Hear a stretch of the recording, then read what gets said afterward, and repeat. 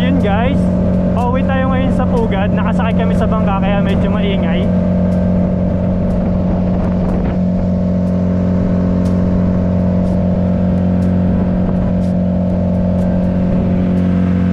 Ayan si Mrs. Nakalimutan yung payong.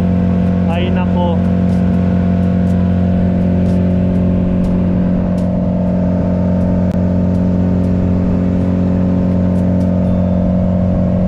Gamit namin guys.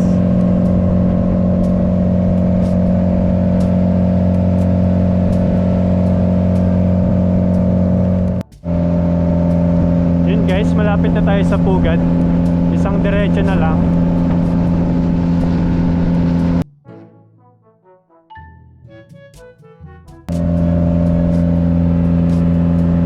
Ito guys yung pangunahing hanap buhay dito sa amin sa isla. Tawag namin dyan baklad. Naranasan ko ding mamaklad guys dati nung after ko makagraduate ng high school. 3 years din ako magbaklad before ako nag-college.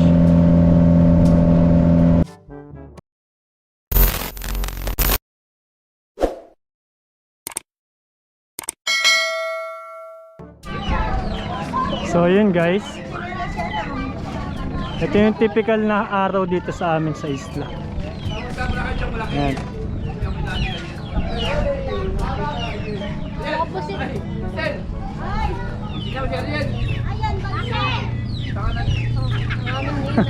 Ninang Lolet, shout out sa iyo. Sa paisa Ninong. Oh. Simple lang yung buhay dito sa isla. Yan, ganyan lang paghapon. Tambay lang. Kasi yan, may lambat, nag-ayos na lambat para sa baklad.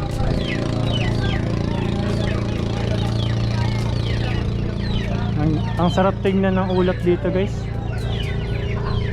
Kung mapapansin nyo guys yung bundok sa bataan na yan.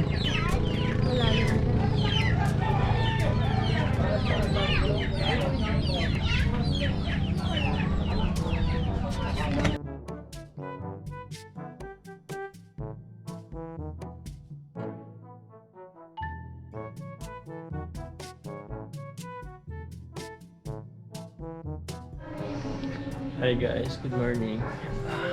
Bakit naman po ang pumakan? Ni Mrs.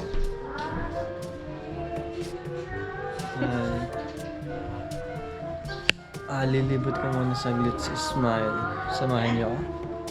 Tara.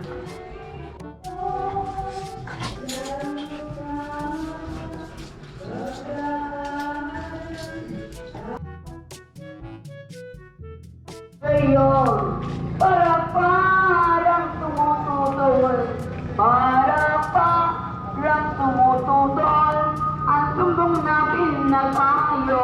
Ano ba nga napapagawa? Doon niya masasama, pare sa'yong makuila. Nag-iisip na kaka. Hi guys, nandito tayo sa court. Pero sarado siya dahil nga Holy Week, Biyernes Santo.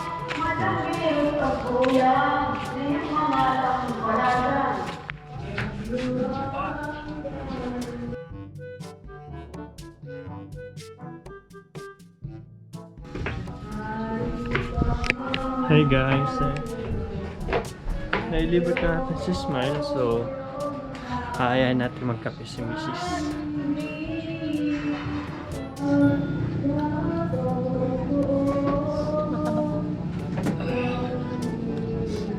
Hi guys, good morning. So daily routine, nagpapabili siya ng lugaw with egg.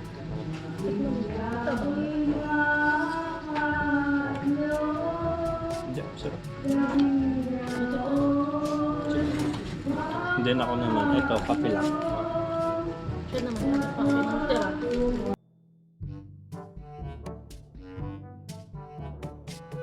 Galing. Lilipad na yan. Hindi kita. Zoom in mo, wala naman pala. Walang zoom. Yun guys, ito yung typical na umaga dito sa baryo namin. So yan yung isa pa sa hanap buhay dito, kung tawagin is palakaya. Pauwi na sila pero nagkakainan muna sila.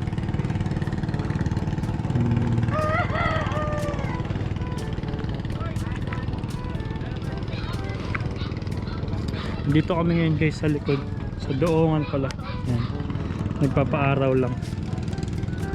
Dito aplaya, iba yung aplaya. Init to.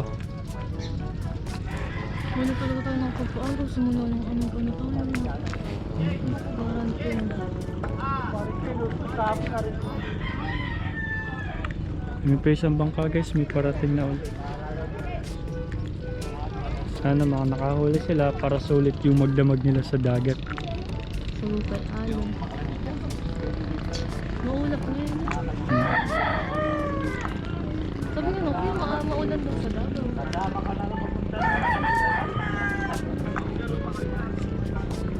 Hindi kita even guys, pero sa amin malapit lang to. Zoom in mo na lang. Wala kang zoom in. Edit. O yan, zoom in.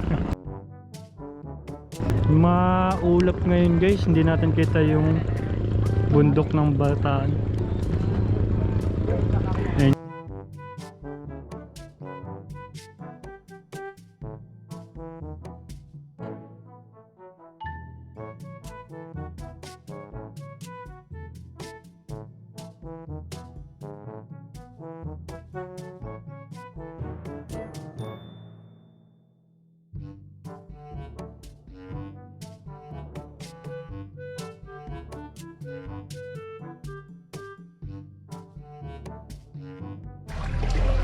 Yun guys, pag tanghali, dahil summer na, madalas is high tide. And ito yung kalsada sa isla namin, Lubog.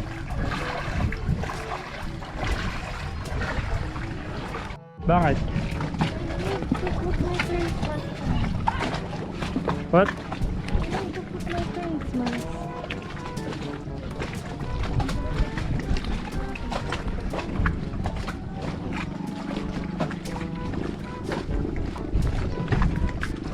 Yan guys, ikot muna tayo saglit. Sakit sa mata ng init. May na lang ulit guys. Hi guys, it's already 4.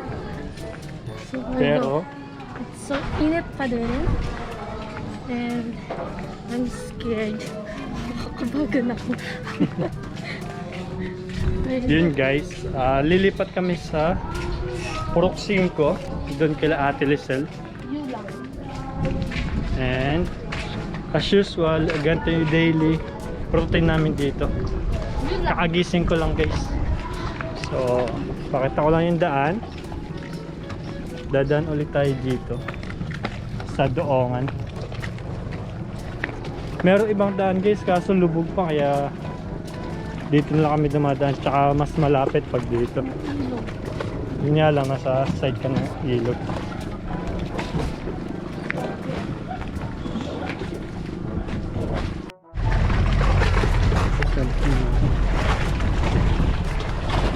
So ayan guys, kumakati na yung tubig, medyo maalo na dun.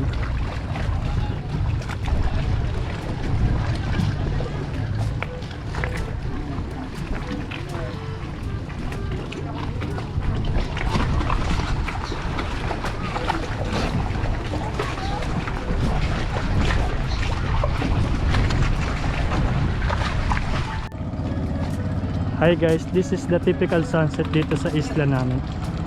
Ang ganda niya tignan. Yun guys, sunset na ulit. So uwi na kami dito sa bahay. Ganun lang natatapos yung araw namin dito. Okay. Very payapa ng ano ngayon guys.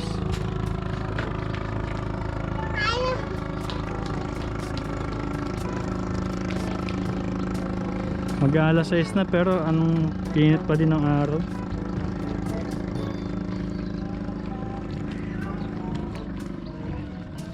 Tara guys, balik tayo sa bahay. And dyan, tuyo na din yung kalsada. Kahit naman daily lumulubog, mabilis din naman humuhupa basta nag low tide. Hindi na stock ng tubig yung kalsada namin. So ayun guys, palis na kami sa isla. Tapos na ang ating long weekend, back to reality. Na-refresh naman natin yung isip, mindset. Nakakamiss din dito sa isla. Simpleng buhay, boring pero peaceful. Wala kang masyadong iisipin. Kahit yung mga ulam, may mga nagbibigay. Shout out kay Ate Marlene, binigyan kami ng alimango, inulam namin kagabi. Thank you. Ngayon naman may pauwi sa amin si Papa na pusit. Ulamin na lang namin mamaya. Yun yung kagandahan dito guys sa isla. Hindi mahirap maghanap ng ulam basta masipag ka lang. Today is pasaheros lang kami. Hindi na kami nagpahatid kasi nakakahiya din kay Papa, busy siya today. Guys, yan yung backlad.